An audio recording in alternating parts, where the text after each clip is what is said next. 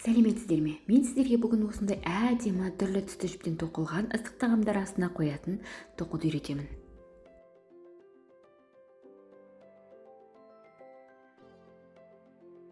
Тоқу барысында мен 3 түрлі жіпті қолдандым. Ең алдымен бастамас бұрын бізге 33 бос ілгек іліп алу қажет болады. Кейін бізге тоқу оңай болу үшін ілгектеріңізді кішкене бостау етіп ала беріңіздер.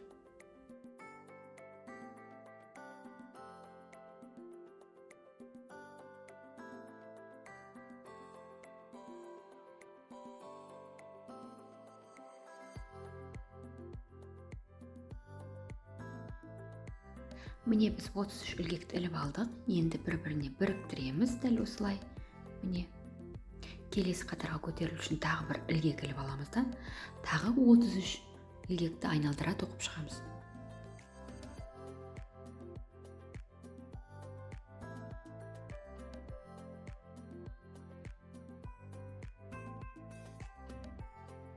Міне бос қатардан соң бұл біздің бірінші қатарымыз болып есептелінеді, және де бұны біріктіреміз.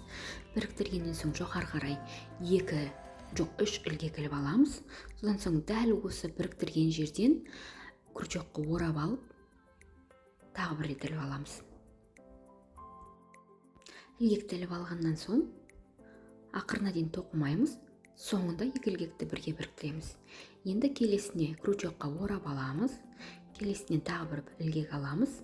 Тура жандағы ілгектен міне біріншіміз кетті. Ақырына дейін тоқымаймыз. Дәл сол жерден тағы бір ілгек іліп аламыз. Және де біздің крючогымызда 3 ілгек болды. Осыны бір рет, тағы 2 рет біріктіріп аламыз. Екінші қатарымызды біз дәл осылай соңына дейін тоқып шығамыз.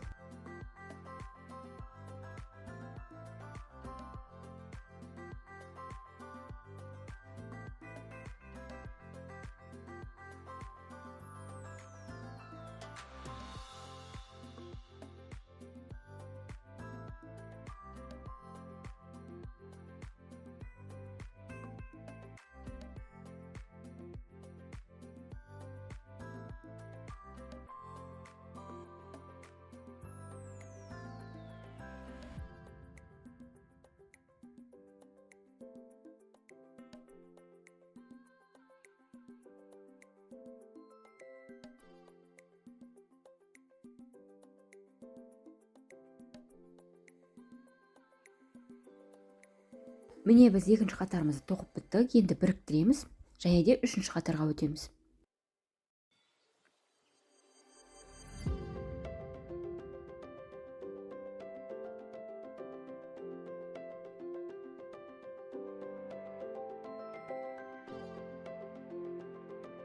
Үшінші қатарға өтпес бұрын, мынау екінші қатарымызды толықтай санап аламыз. Бізде 33 шығу қажет. Дәл видеодағы көрсетілгендей екі өрнекті бірге қосып санайсыздар.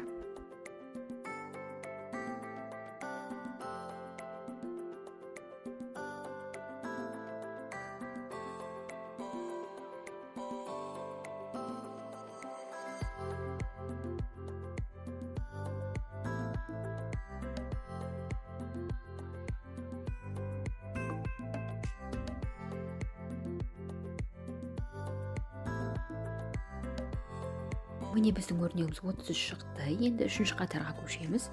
2 бос ілгек іліп алдық, және крючокқа негізгі жібімізді тағы орап алдық.